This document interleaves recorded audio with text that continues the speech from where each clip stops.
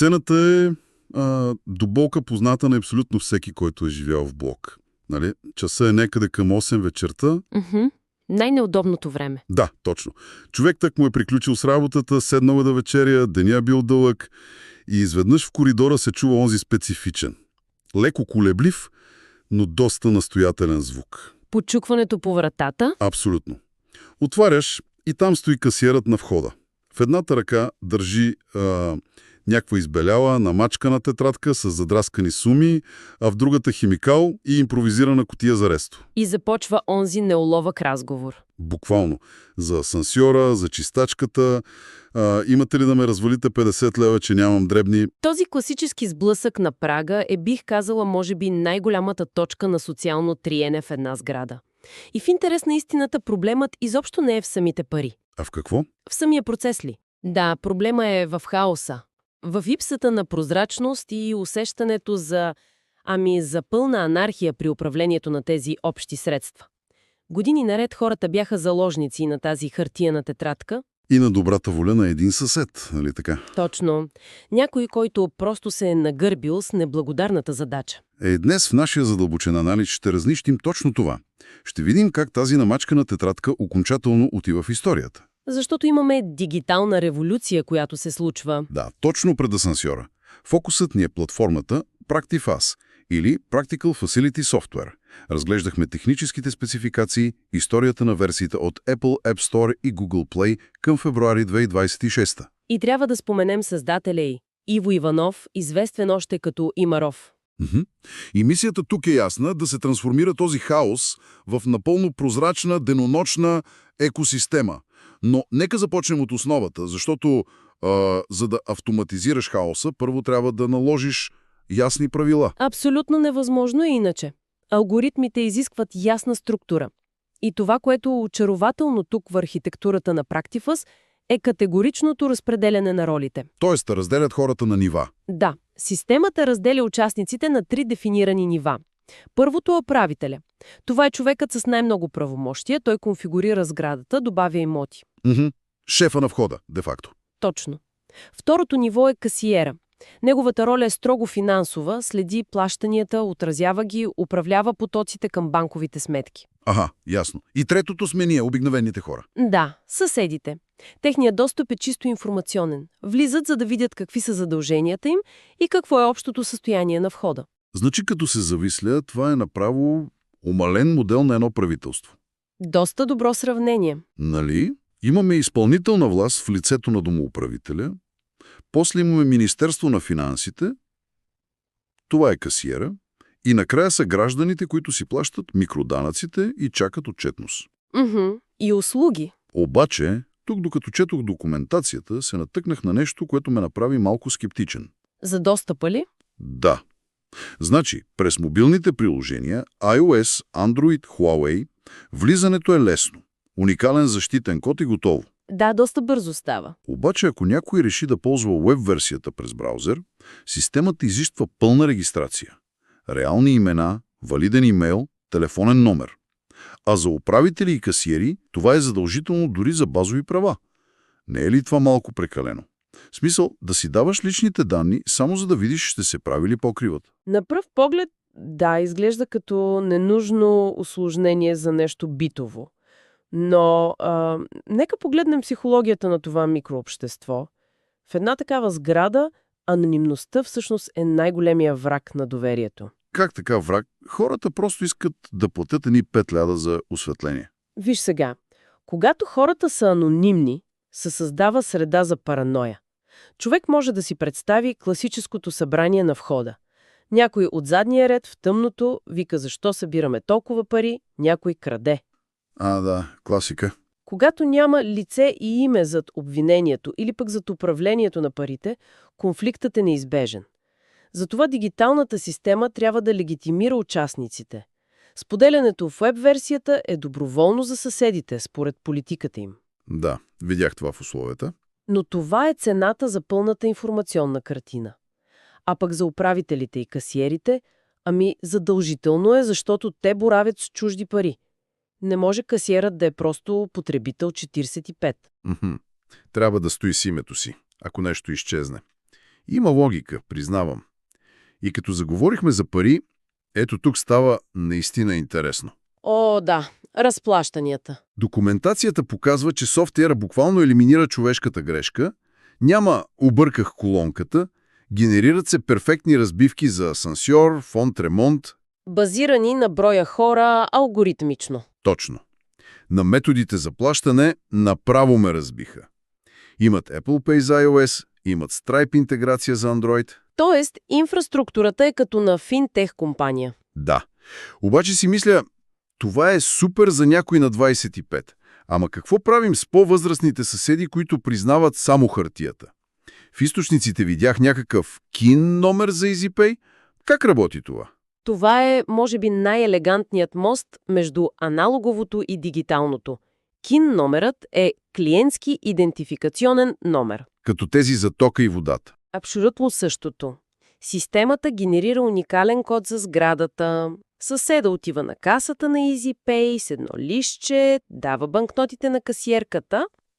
Чакай, и парите веднага се отразяват в приложението. На секундата.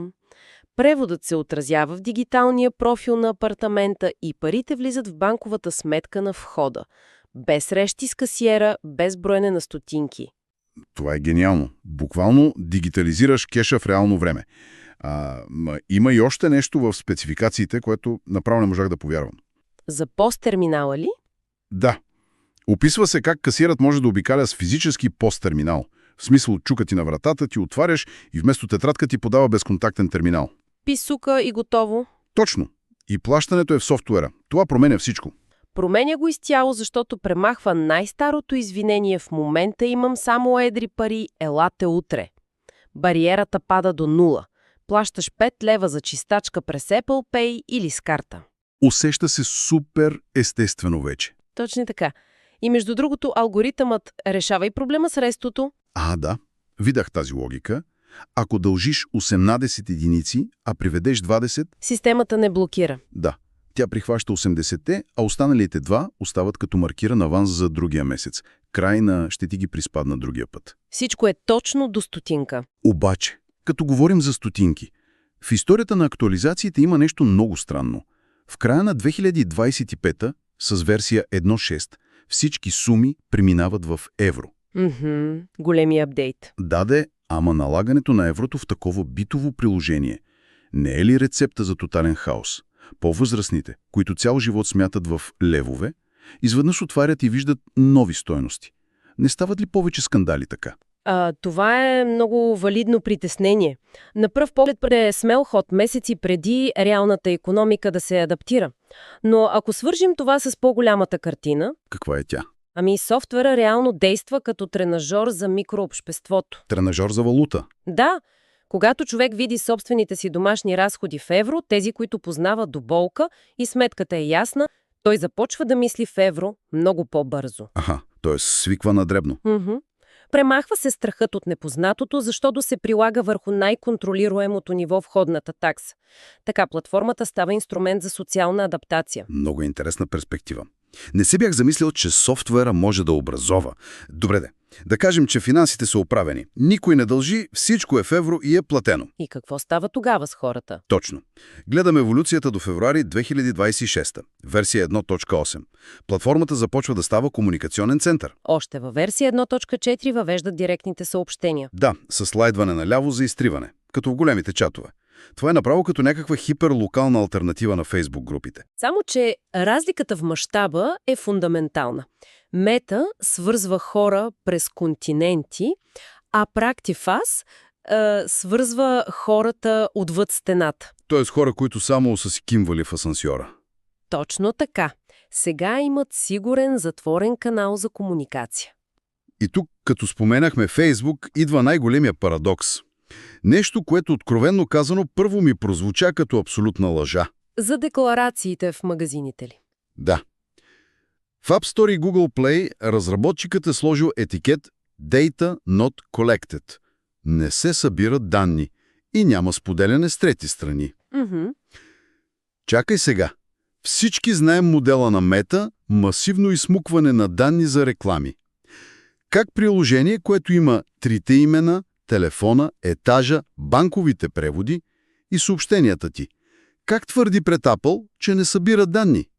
Това е техническо противоречие. Това повдига важен въпрос, но всъщност е класическо на разбиране на терминологията на тези дигитални магазини. Смисъл? Та няма информация. Означава какво прави самото мобилно приложение с хардуера на телефона ти. Окей, обясни ми го като на непрограмист, защото ми звучи като някакво измъкване. Нека си представим разликата между един прозорец и една прахосмукачка. Добре. Приложенията на глобалните мрежи са прахосмукачки. Като ги инсталираш, кода им активно събира данни от устройството. Проверяват GPS-а. За да знаят къде пие кафе. Да, роват в контактите, анализират колко време гледаш дадена снимка, извличат тези данни към своите сървъри и ги продават. Това е активно събиране. А приложението на Practifast какво прави? То е прозорецът. Абсолютно. То е просто криптиран интерфейс. Цялата информация за сградата стои заключена на централния сървър. Когато въведеш кода си, прозорецът се отваря, за да ти покаже какво има там. Тоест, самото приложение в джоба ми не ме шпионира. Не локализира телефона, не търси приятелите ти, няма рекламен модел, просто се свързва, показва ти дължимите 12 евро, пуска плащането през Apple Pay и се затваря. Това признавам, че е огромно облегчение. Затова е легитимно да твърди, че не събира данни от хардуера.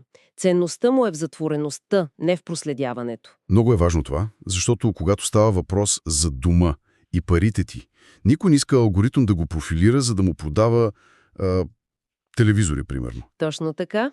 И така, ако трябва да обобщим, този анализ ни показа нещо много повече от един удобен софтуер за домоуправители. Трансформация на цял един сектор. Буквално. Взима се този тромав процес, базиран на нерви и хартия, и се превръща в кристално ясна денонощна система, с модерни финтех плащания, посттерминали, лицево разпознаване, всичко. И сигурна локална комуникация. Да, без да се търгува с данните. И това ни показва, че дигиталната трансформация не е само за огромни корпорации. Тя вече е на стълбищната площадка и предотвратява онези хиляди дребни битови спорове. Това е изключително точно обобщение. Но преди да приключим, искам да оставя една малка провокация към хората, които ни слушат. За накъде отиваме ли? Да, днес разгледахме как отделни сгради създават перфектни финансови бази данни. Всяка сграда има ясни плащания и безупречна кредитна история в системата. Така? А сега нека си представим следващата логична стъпка. Какво би станало, ако платформата позволи на съседни сгради в един квартал да се обединят дигитално? Да се обединят в какъв смисъл? Да си пишат съобщения ли? Не, в чисто икономически смисъл. Представи си алгоритъм, който има достъп до доказаната платежеспособност на 10 съседни сгради. Това са 200-300 апартамента. Давам 300 домакинства, които плащат безупречно. И иска отстъпка. Точно така. На базата на тези данни могат да се договорят драстично по-евтин ток, преференциални застраховки или нисколихвени кредити за саниране. Защото рискът за банката е нулев. Абсолютния минимум. И така инструментът за събиране на такси превръща съседите в мощен икономически субект, който диктува условия на пазара. Това е. Направо зашеметяващо като перспектива от събиране на стотинки в кутия до локална икономическа сила. Намачканата тетрадка официално е мъртва. Напълно. И може би следващия път, като се чуе почукване, няма да е касиерът и просто известие, че сградата е спестила пари. Това беше всичко от нас за днес. До следващият ни задълбочен анализ.